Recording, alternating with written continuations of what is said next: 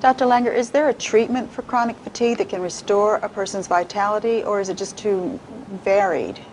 It's both. Okay. There are treatments, and it is varied. It's varied by when I approach a person who comes in who tells me they're tired all the time, which is just about everybody.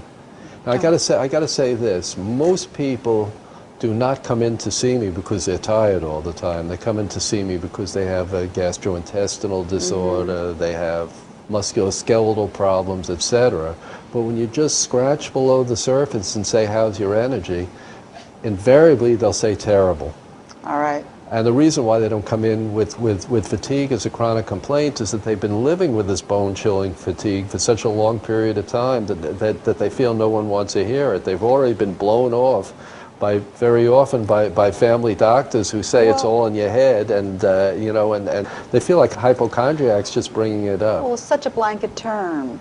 Energy. Oh, my energy's low. It's really important because some of the worst complaints that people have may not be disease complaints, but they may be subjective complaints that are not readily amenable to having a one-to-one test result. In other words, it may be impossible to get a blood test that correlates with your particular fatigue, but you're tired all the time as well, which means that it becomes a more complex problem that has to be delved into in detail rather than wham bam thank you ma'am kind of a thing where you get a complete blood count and a chemistry panel and everything is okay, and you're under too much stress, and if it continues, go see a psychiatrist.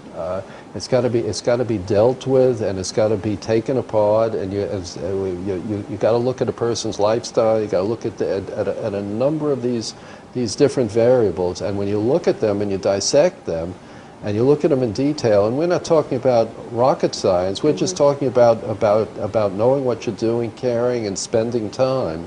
A person's energy can improve dramatically. An incredible part of energy that most people can do unless they're totally incapacitated is exercise. Right. And exercise is more and more being recommended for people with chronic fatigue, because you think when you're tired all the time, you're too tired to move, Right. and yet it's a catch-22. It's a catch-22.